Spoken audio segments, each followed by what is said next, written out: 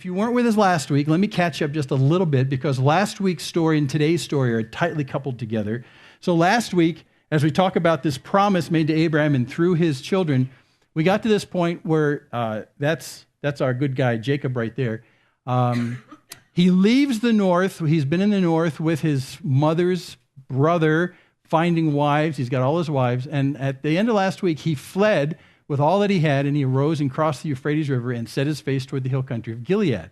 So last week we got to the end of his stay with Laban, his uncle, and all the problems he had with Laban. If you're familiar with the passages, that's also the place where Jacob decides to increase his flocks and herds by stripping some sticks so they had stripes and spots on them, thinking he could make the animals procreate better. In the end, it happens, but he gives all the credit to God. You know, it was like it's a folk magic idea, but in the end he says no.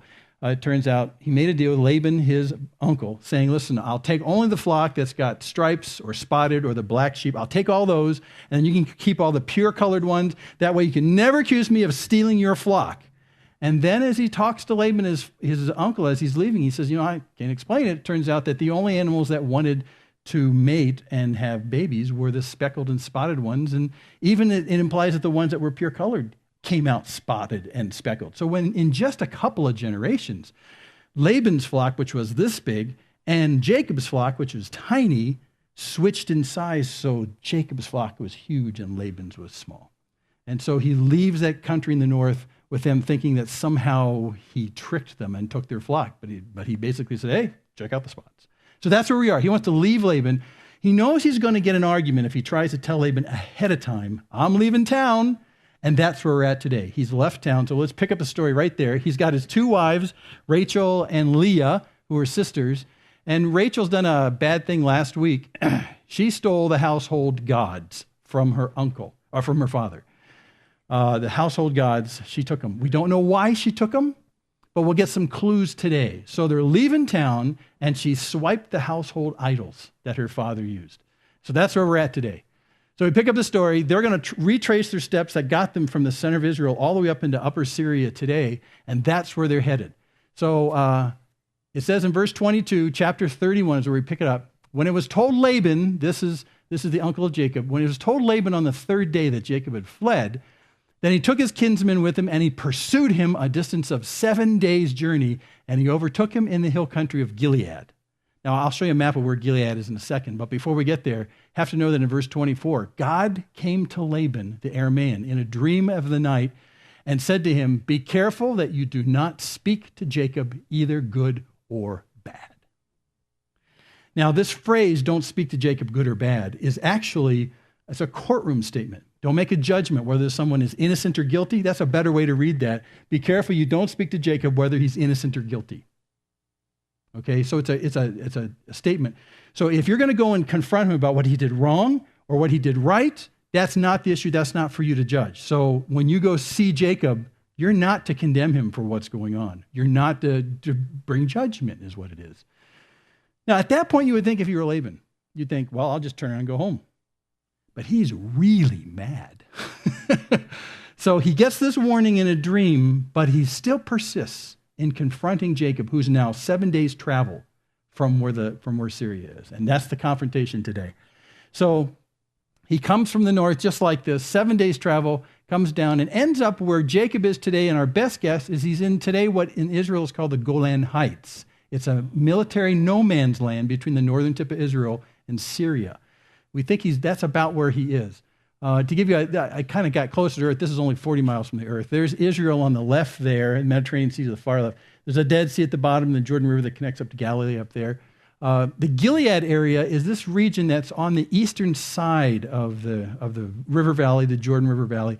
It turns out the Sea of Galilee, the Jordan River, and the Dead Sea are like someone took a gigantic knife and cut through the land. And like, you take through cake batter, and it makes this big valley. Lowest place on the earth is the Dead Sea. So there's that big depression. But just east of it, the hills come up and there's trees, and that's where we think that's Gilead. It's just a...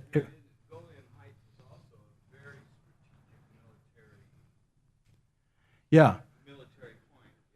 Golan Heights is very strategic. Yeah.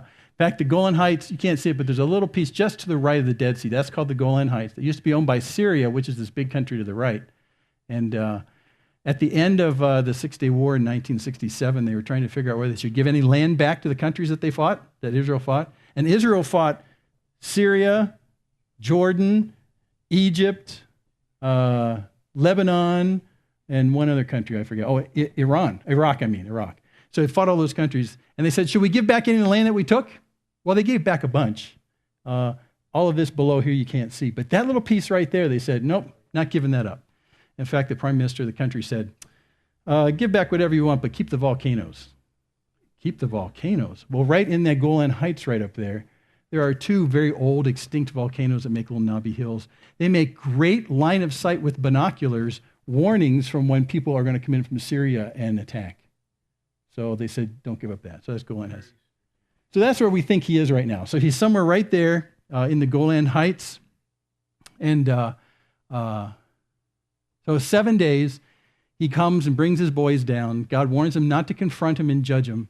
And then when he gets there, he finds him there in Gilead. Verse 25, Laban caught up with Jacob. Now Jacob had pitched his tent in the hill country, and Laban with his kinsmen camped in the hill country of Gilead. So there they are, camped together in this nice kind of lush area to the right of the Sea of Galilee. So Laban says to Jacob, this is where it gets really angry. So I'll do it kind of angrily. Here we go.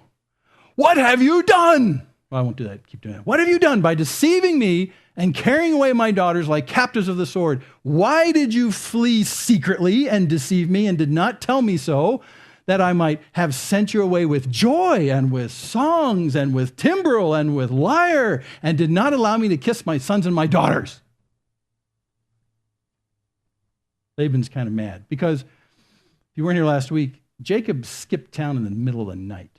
Now that's, from the ancient world, that's very disrespectful of your hosts. I mean, what if you had a friend come and visit you, flew into town, they stayed with you a few days, and then the next morning you wake up and they're gone. And they don't even say thank you. This is like 10 times worse. So this is what Laban's saying. You snuck out of town. Now, there's more between the lines with Laban here, though, because the last time Jacob tried to leave town, Laban talked him into staying and continuing to shepherd his flocks. And we'll find out in a second, for another 6 years. So Jacob knows this. He knows that his uncle is a manipulator, controller, fast talker. Let's just leave town. After all, God had told Jacob in a dream, just go. And so that's what he does. Well, Laban's really ticked off that he got so disrespected in this. He says, now you have done foolishly. It is in my power to do you harm. Legally, he could have done this. But the God of your fathers spoke to me last night, saying, be careful not to speak either good or bad to Jacob. That's by way of saying, again, it's not a proclamation. You can't say he's innocent or guilty, and as a result, have a justified war with Jacob. Can't do that. So he says, I could do this, but I'm not going to, because God warned me. Now you have indeed gone away because you longed greatly for your father's house. He goes on, but why did you steal my gods? Now, the stealing of the household gods, I got to be frank with you. Every other time I've read this passage, thought it's an incidental piece of the story. It's the central piece of the story, and we'll see how at the end. Why did you steal my gods? This whole week as I was reading through this passage, you make a mistake when you tell God, well, God, I know everything about this passage. Just tell me how to package it. And God's laughing, saying, you haven't got a clue what's in this passage. Well, I know a little bit, I know the story. These gods.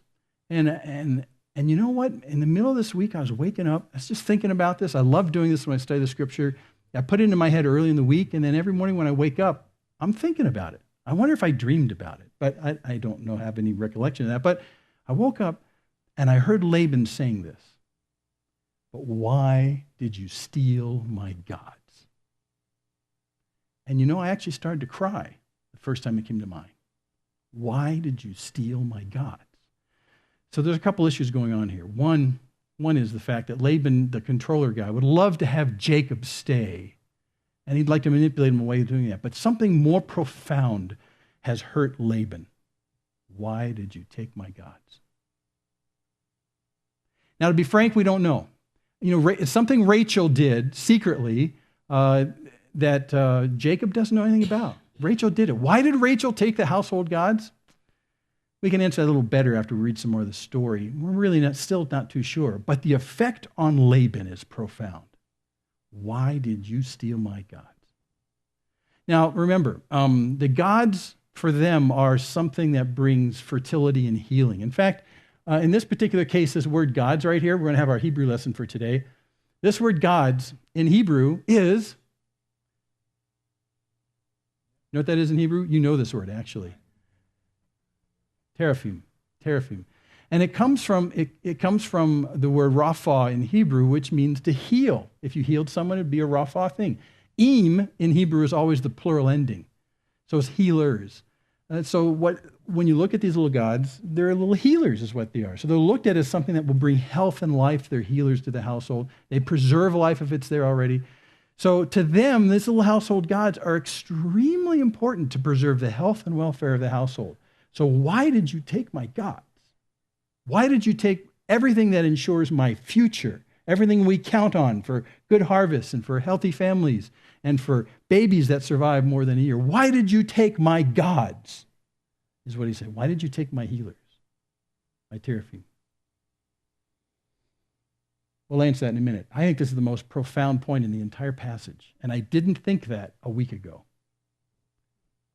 Healers. Okay, let's move on in the story. So Jacob replies to Laban, well, because I was afraid, and I thought that you would take your daughters from me by force. And now he's answering the first question, why did you leave in the dark of night? Because he knew that if he even offered that he was going to leave town and leave with his two wives, who are his daughters, Laban wouldn't like it, then he would prevent it from happening. That's what he really thought. But, oh, wait, you mentioned about the little God things. Well, here's the answer to that. The one with whom you find your gods shall not live. In the presence of our kinsmen, just point out what's yours among my belongings and take it for yourself. The problem is, Jacob didn't know that Rachel stole them. Oh boy. And so the story escalates a little here. Jacob, being now really quite a model of integrity after 20 years after leaving home, he says, here's the deal. If you find that stuff in my belongings, the person who's got them dies. And what he doesn't know is that the one girl that he spent all that time for up in Laban's territory, the one girl that he loved so profoundly, Rachel, is the one who's now under the death sentence. It's not good. So Laban went into Jacob's tent and into Leah's tent and in the tent of the two maids. Remember, the two maids also had babies for Jacob and they counted to theirs. But he didn't find them. And then he went out of Leah's tent and he entered, dun, dun, dun, Rachel's tent.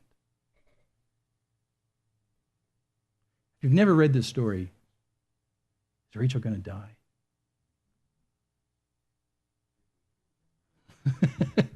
This is why I love reading the Old Testament. If you read it kind of slowly and ask yourself these questions, it unfolds as real life is what it is. I mean, there's real conflict here. And on top of that, there's real consequences and gigantic spiritual import. And we'll see in a second. Okay, so it goes to Rachel's tent. Now, Rachel had taken the household idols and put them in the camel's saddle right there. And she sat on them. This is good. I know. If you read this is really good. And she sits on them. What's that? We don't know. I have this feeling, see, if I was going to make a movie of it, I would show in one frame, I would show Laban finally going over into Rachel's tent and she's watching, and then she sneaks out before he gets to her tent so that while he's in her tent, she's out sticking these things under the saddle. That's a close one. That's how I would do it, because you don't want him to see you out there walking away with a bag that's got, like this. You got to wait till he can't see you. So he's either in someone's tent or your tent. That's how you do it. So now we don't know if he's actually sitting on a camel. The saddle comes off the camel during the normal time when you're camping. The saddle could be on the ground and she might be using it like an easy chair. Although if you sat in a camel saddle, it's nothing like an easy chair. But that's where it is. So she sits on him. Well, now can't Laban just come over and say, psst, get off the saddle? The saddle's like, if you see Western saddles and cowboys flicks and stuff like that, they've got saddlebags and stuff like that. You can stick stuff in them. And so it would be obvious. He says, listen, I've looked at everything. You're sitting on that saddle. Get down off that saddle so I can search it. Now, that's what I would do, right? Laban felt through all the tents, but he didn't find them. So this is the last place to go. And she said to her father, to Laban, let not my Lord be angry that I cannot rise before you, for the manner of women is upon me. I know!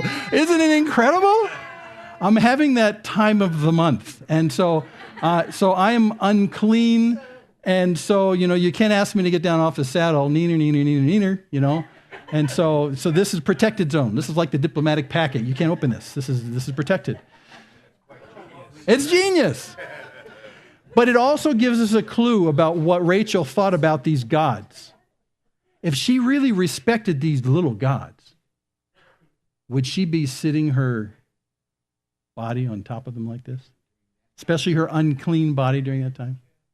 No. If she really respected these gods, she would not be doing this. She'd be doing something else, but she wouldn't be doing this. This in biblical terms, is the most defiling smack in the face of false gods in the entire Old Testament. Unless she was being deceiving. But we know what she's thinking about these gods.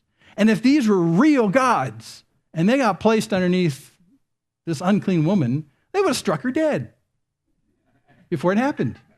Right? I mean, we look at it and say, well, they're just little statues. But you got to understand, from the household of Laban, he's looking at these statues as the key thing that brings health, wealth, and success where he is. And here they're being defiled by his daughter. Maybe she was looking for healing, yeah. Maybe she can, make her period shorten this month or something. I don't know. We're not going to go there. We don't know. We're not going to go there. But really, she's saving her life in the process of doing this. Yeah, happy Mother's Day. Exactly. So what happens? Does Jacob go for this roost? Does he understand what's going on? Well, by tradition, he can't. So he searched, but he didn't find the household gods. He searched everywhere. He wouldn't look in there. He couldn't do that. Couldn't do that. That would be so offensive. So offensive.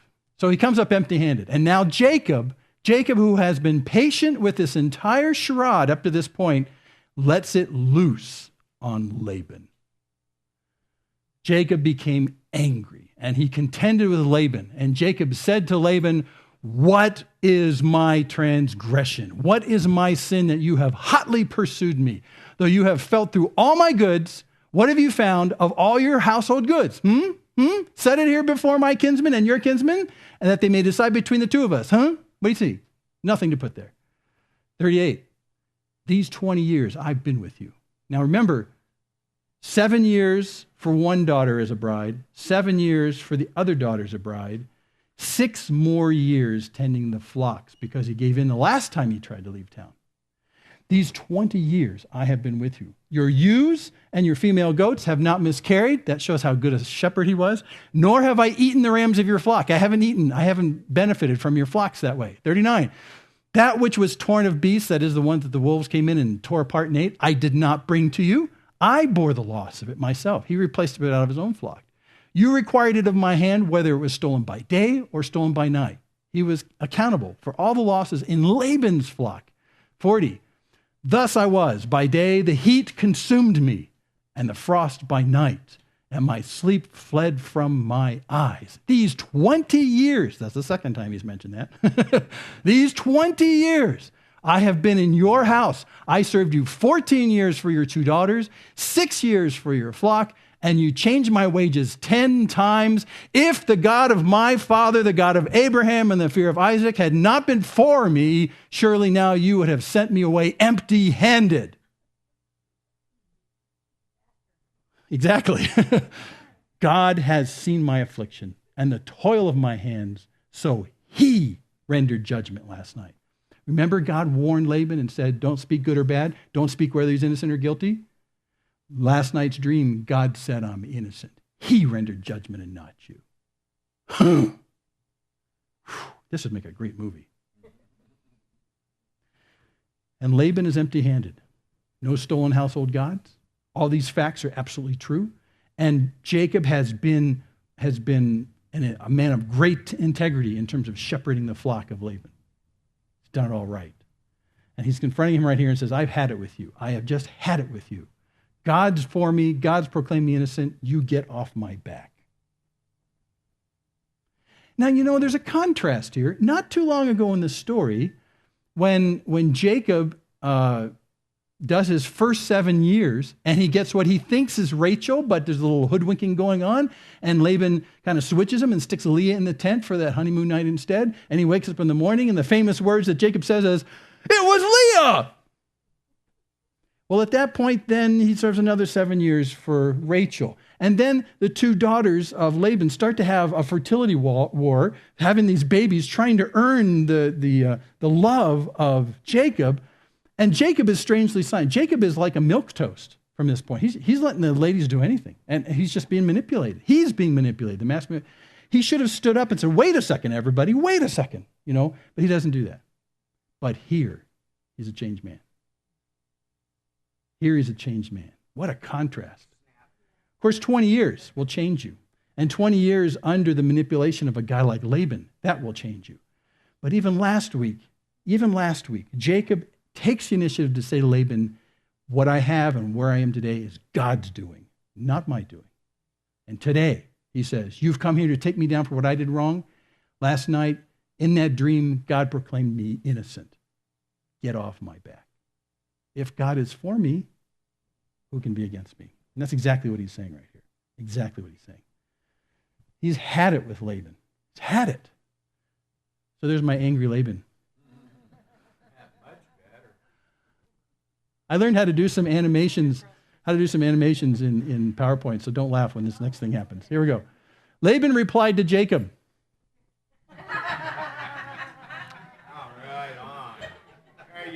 Okay, he stopped talking. Let's read what he says. The daughters are my daughters. The children are my children. The flocks are my flocks. And all that you see is mine, mine, mine, mine, mine, mine, mine. It's all about me. All about me. So Jacob just took him down. And Laban comes back and says, all this is mine. It's mine. Your daughters that are your wives, my daughters are your wives, they're mine. Their children, they're mine. Children's children, all the brothers, they're mine. All the flock, they're mine. They're mine. Now remember, Jacob came to Laban's area with nothing. He came there basically with the coat on his back. And now he's leaving with all this stuff. So from Laban's perspective, it can look like Jacob, this penniless nephew of mine, comes up to this area. He has nothing. He works for me. And now he's leaving with all of this. He's got 2 wives and all these kids and all these animals. This is wrong. These are mine. He leaves a wealthy man. He's got a lot of stuff. So he's really here, make no mistake. Laban is really here to recover what he thinks is mine. Remember what the seagulls say in Nemo? Mine, mine, mine, mine, mine, mine. Exactly, that's what it is, right there. But what can I do? Oh, he's going to talk a little more. Yeah, what can I do this day to these my daughters or to their children whom they've borne? He finally realizes he doesn't really have any recourse. So now come, let's make a covenant, you and I, and let it be a witness between you and me. Yeah, let's cut a deal. Okay, let's cut a deal. Let's part with an understanding is what he's thinking. Let's make a covenant. Let's sign a paper. But what's going to be in that covenant? I mean, what are you going to put into that? Well, Laban's going to want put into that contract what's going to protect him. And I think at this point, he's seeing that Jacob now has a backbone. My nephew now has a backbone. And my nephew also has a God who's interrupting me in my sleep. Let's make a contract. So this is what they do. Jacob took a stone, set it up as a pillar, and Jacob said to his kinsmen, gather stones. So they took stones, they made a heap, and they ate there by the heap. And this is how you wrote a contract back then. You would witness it by saying, we just had a contract, we had an agreement, we shook hands on it. Let's put some stones together right here that will be a memorial to the fact that we made this contract. Because stones don't go away, they're permanent, so we'll make this contract. This is just how it's done. In this case, there's actually 2 sets of stones. Keep watching. There will be a pillar, which will be a single stone, and there'll be a stack of stones, which will be a heap.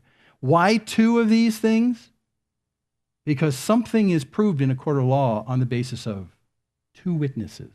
These will be 2 witnesses to the contract, okay? That's very ancient, very, very ancient. So they do this. Jacob took a stone, singular, set up as a pillar, And then his kinsmen gathered stones and made a heap, made a pile right over here. Now Laban called it Jigar Sahadutha. Yeah. Back up. Okay, we can do that. There you go. His kinsmen, which could be in his family or Laban's family. It could be everybody. They're all related. So they're both basically on Jacob's side. Yeah. So in this spot, somewhere up here in the Golan Heights, to this very day, those stones exist. I don't know if they're still stacked anymore, but yeah. Yeah, okay. So he calls it Jigar Sahadutha, which means the heap of witness.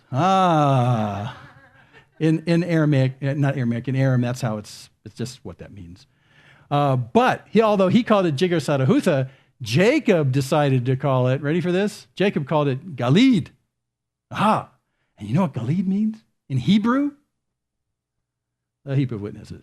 It means the same thing. It means one's in Aram, which is up in the north, is how he speaks, and the one's in Hebrew. So it means a heap of witness. It just means this is the contract. It would be the same thing as if someone did a contract today and you unroll a piece of paper and you sign your name. Here's the contract. It's a heap of witness. So that's really what that means.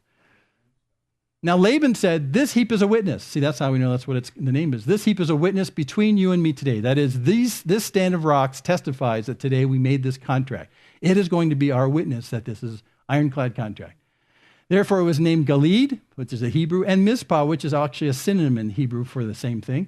And he said, may the Lord watch between you and me when we are absent from one another.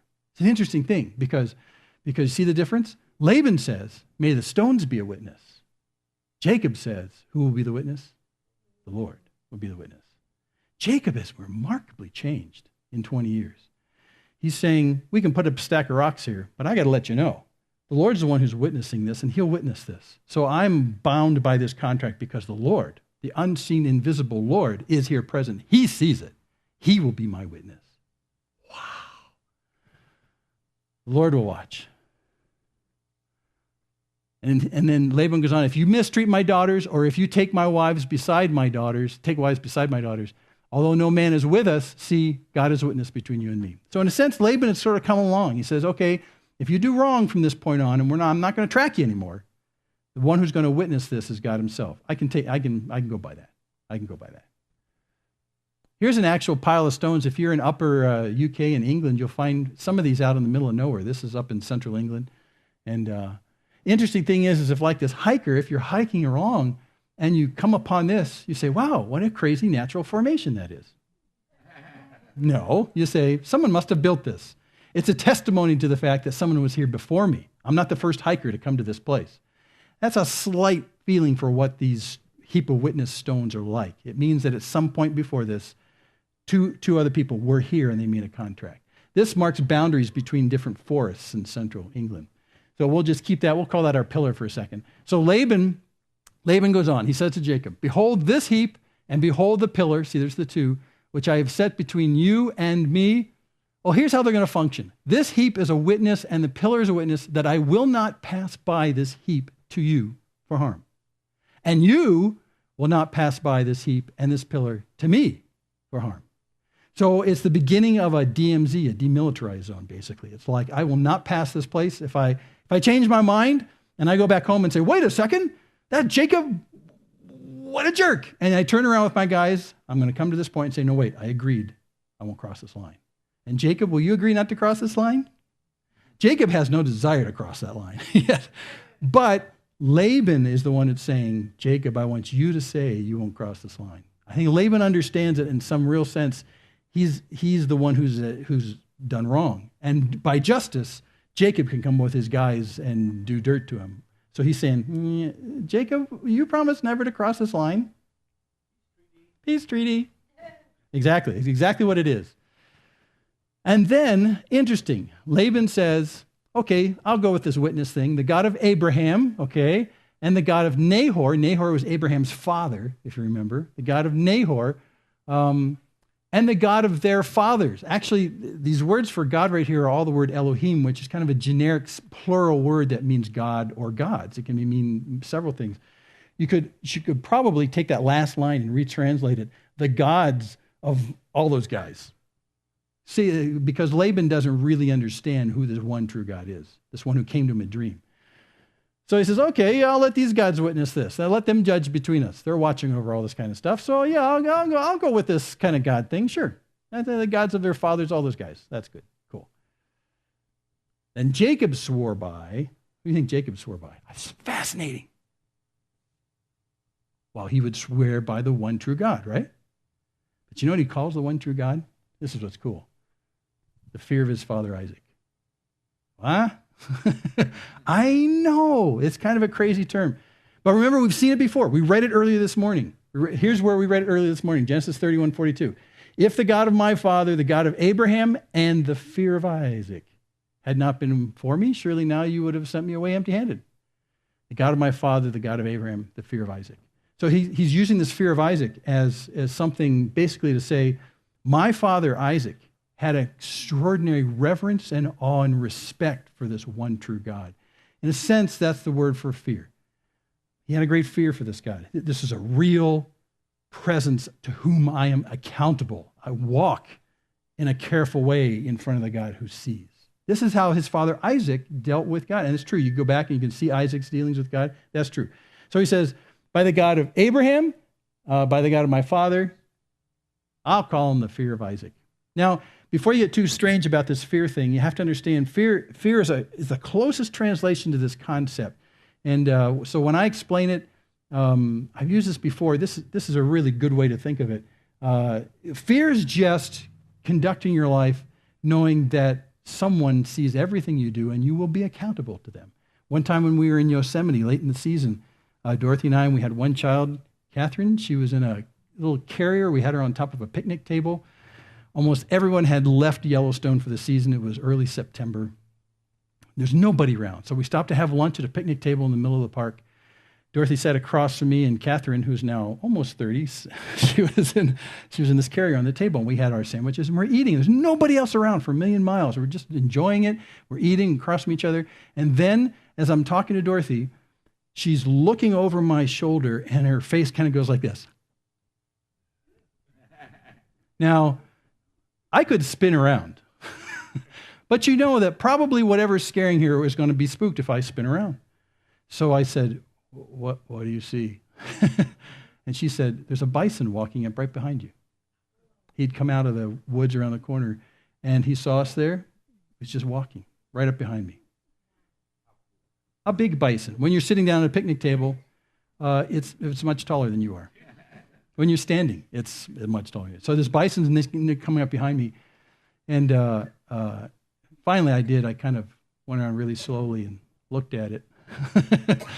And it just looked down at us. Now, at that moment, I had a fear for the bison. Not because I think it had ill will towards me, but because I knew at that point it was watching everything I did. And because of what I do next, it might hurt me. So fear in that sense is just a recognition of the power that's near, that sees, to whom you will be accountable. So you're very careful with your actions, like I was. Slow movements.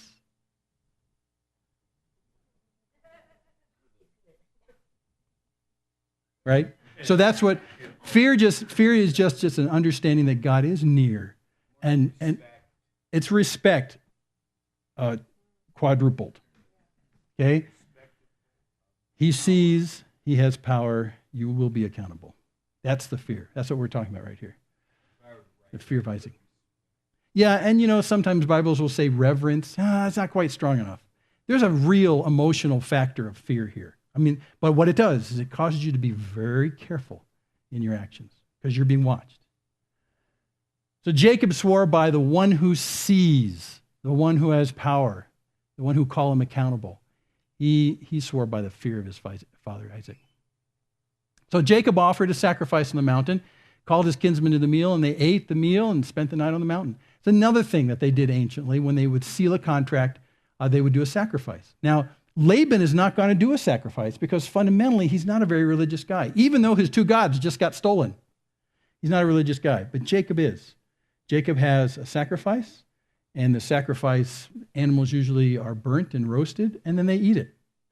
By the way, too, there's in the ancient world, when you have the temple set up many, many years later in Jerusalem, or even when it was just the tabernacle, it was a portable temple, basically, and it was going around. There were sacrifices that were made there.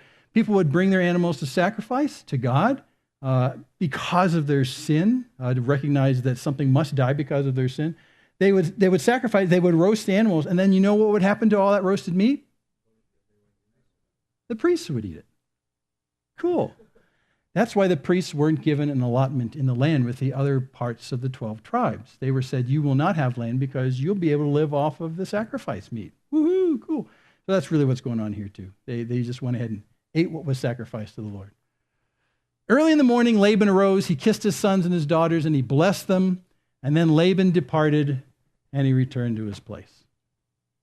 That's the last of Laban in the Old Testament.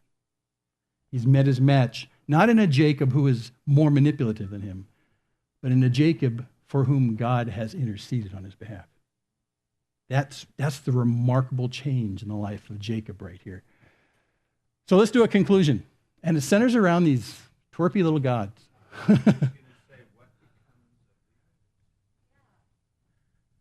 That's the last you hear of the idols. Oh, what's the rest of the story? This is enough of the story for the idols. And I'll tell you why right here. Laban had those idols, and remember what he said? Why did you steal my gods? It's basically saying, why did you steal my hope? And you know why? Well, we don't know why Rachel took them. But in this episode, there is an invisible player in the whole thing, and that's God himself. Why was Laban's idols stolen? Because they are not gods. Because they are not gods. Laban's loss of these idols didn't do anything because his idols couldn't do anything. And what occurred to me was the fact that Laban is the one in this situation who could have come out so good if he had recognized through all this, why did you steal my gods? But you know what? I'm glad you did. This is Jim rewriting the Bible. I'm glad you did because I recognize that those gods have no power compared to the God of Abraham and Isaac and Jacob, who intercedes on their behalf daily in the midst of the injustice from people who come at them like me. My gods aren't anything compared to the God of Abraham and Isaac and Jacob. Is there some way I can be a part of this promise that started with your grandfather, that worked through your father Isaac, that's working through you because I recognize who your God is and my gods are trash? And it dawned on me that throughout the life of the nation of Israel, which is forming from Jacob's sons, the 12 tribes of Israel are his 12 sons. The ministry of the nation of Israel to the world that will benefit them is to say, lay down your gods. There's only one God, the God of Abraham and Isaac and Jacob. Lay down your gods because they're not gods. You'll put your trust in them. You'll put your hope in them. They will only disappoint. They are not gods. They're just made out of junk with little faces on them. That's what the nation of Israel existed to testify to the entire world. There is only one God, and your gods are not them. Why did you steal my God? Because God's in the business of stealing your gods. God's in the business of stealing your gods. So he can say, God is a jealous God. I am the one true God. But why did you take our gods? Because they'll only disappoint. You can't put your trust and hope in them. They don't even have the smarts to get out from under a saddle with your daughter who's having her period. That's the supreme. See God laughing about That's the supreme insult. That's the supreme. These gods are not gods. But why did you take my gods? I've relied on them. You know, Yeah, but I could just see God up there laughing about that whole situation about the yeah. And from this point on, the nations of the world start to understand not who Israel is. Israel's flawed. Jacob's flawed. Isaac's flawed. Abraham's flawed. They're all flawed people. But they're a people for whom they've said, I will be your people if you'll be my God. And God says, hot dog. Well, I say hot dog, but God says, great, that's exactly what I want. And the nations of the world see this displayed in a people who exist under the leadership of the one true and living God. And God, through them, declares to the world, lay down your gods. I'm the only God. I'm the only God.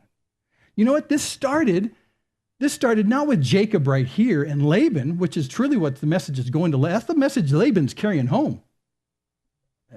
But it started with Isaac. Remember when Isaac tried to pawn off his wife as his sister? And the Philistine general and the Philistine president basically say, what are you doing? Your God could have killed us. What did the Philistines understand about flawed Isaac?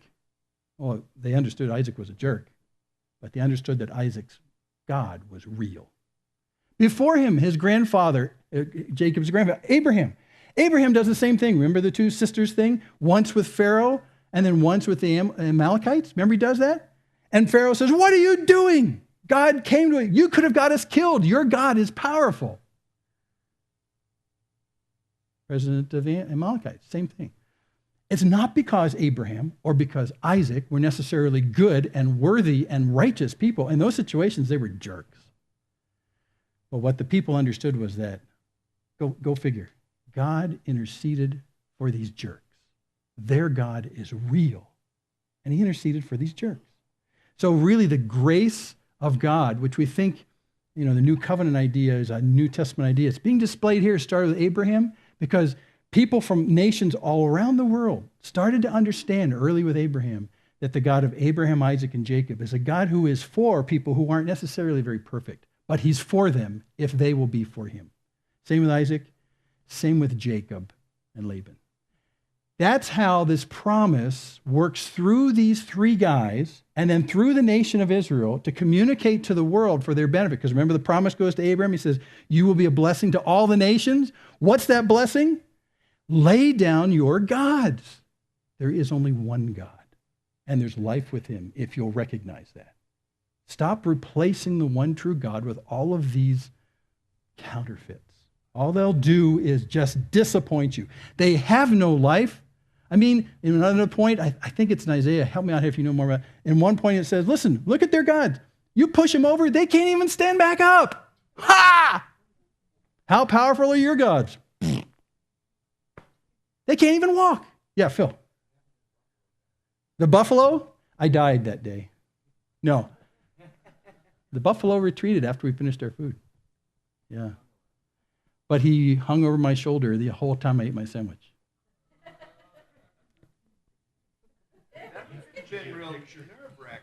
So here's the conclusion. We got to wrap this up.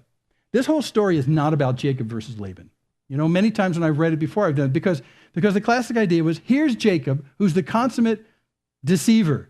When he leaves home 20 years ago, he leaves by having goat skin on his arms, so he feels furry like his brother Esau. He deceives his father Isaac. He steals the blessing. The guy's just a jerk. He's a conniving jerk.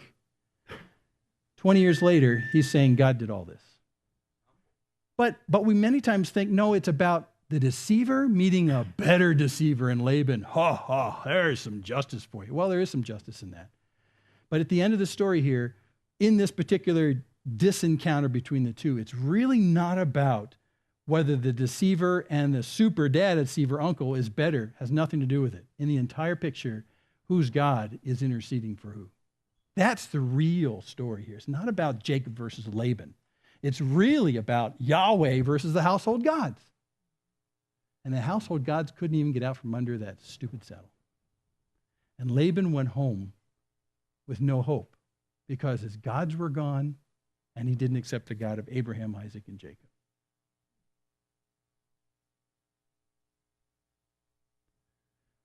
If the God of my father, the God of Abraham, and the fear of Isaac had not been for me, surely now you would have sent me away empty-handed. Here's all the mentions that Jacob makes that give God the glory and not himself as the supreme deceiver. Another place he says, God has seen my affliction, the toil of my hands, so he rendered judgment last night. Another time he tells Laban, so Jacob swore by the fear of his father Isaac. Again, for you had little before I came, this is Jacob talking to Laban, you had little before I came, and it has increased to a multitude, and the Lord has blessed you wherever I turned. Well, one last speaking, Laban. Laban himself even said, I've divined that the Lord has blessed me on your account. He understands. And this is what God is doing through us. What he did through Jacob, what he did through the nation of Israel. With his people, he's basically saying God is using us who are unremarkable to demonstrate his remarkable character to others. Happened in Abraham to Pharaoh and King Amalekites. Happened to Isaac with the Philistine kings. It happened to Jacob and his uncle Laban. It happens to the nation of Israel as it confounds all her enemies. What's with those guys? Their God must be something more than we ever realized. And it happens in our life as we talk about the loving kindness of God as he works in and through us. It's exactly the same thing. Because you are a remarkable, worthy person? No. Abraham wasn't. Isaac wasn't. Jacob really wasn't. Nation of Israel really wasn't. They're a nation of real screw-ups, frankly. And we aren't so much better. But that's not the point. That's not the point. It's the point that God's amazing grace for those who are so unworthy should blow away people who look in from the outside. And all God says to them is, lay down your gods and follow me. It's exactly what this story is about. Lay down your gods and follow me. He does it through his people Israel. He does it through us who are not a people. It says in Hosea that there was a time in which we were not a people, but now we are people. And we are people because we follow the one and true living God. If you'll be my people, I will be your God. And in the process of walking with him, the nations will know there's no one like the God of Abraham and Isaac and Jacob. And as you watch through the rest of the life of Israel, look how God's dealings with Israel are remarked upon by the people outside Israel. And you understand that's what God's all about. If you'll lay down your gods. Who are the gods in our present modern culture that get in the way of most people following the one true and living God? Stuff. Materialism is number one. At least in America it is. And for that rich young ruler who came to Jesus and says, what do I have to do to find eternal life? Jesus says, you got to get rid of the stuff. Because as long as you worship that stuff, you won't be able to follow me. You got to lay down your gods. I was going to play a song for you this morning by one of my favorite Christian rock groups called The Cry with a K. And they have a song that's called Lay Down Your Gods. I'll do it next week. So that's where we're at. The life of Jacob is prefiguring what God is going to do through his 12 sons as the 12 tribes of Israel. How God deals with a very flawed people, but a people who say, okay, we're not perfect, but we'll be your people. Will you be our God? And God says, yes. And through that relationship, the world will know that I'm the only God, the only God. Okay, let's pray. Father, we thank you for your word. Wow. It just keeps blowing me away. Lord, we pray that you would continue to make known to us the gods that we haven't laid down, the gods that in every respect are powerless to bring life anyway, and yet we cling to them thinking they do. And Lord, there are so many around us who cling to other gods, thinking that they bring life, they bring health, they're healers, and they're none of those things. God, you are so patient with us. You are so patient with us for us to lay down our gods and say, these don't bring life. They're all counterfeits. They're all lifeless. They're all made in my image. Father, I pray that that our love for you would grow and deepen. We still are amazed that, like Jacob, we're amazed that you would consider someone like us who is so unworthy, so flawed, that you would consider us someone that you want to be near, that you want included in your family. And Lord, we are encouraged as well, along with Jacob and with Isaac and with Abraham, that it wasn't an issue about proving our worthiness. Gosh, it's exactly the opposite. It wasn't a matter of proving our worthiness before you came. All it took was us to lay down our gods and say, you are my God. We're your people. And then what the world sees blows their mind. So, Father, we thank you for your great and persistent love for us and your patience for us. We love you, and we ask that you would work and shine through us that others might come to love you as well. Thank you for these great words of yours. They change us in real ways through your Spirit. So thank you in Jesus' name. Amen.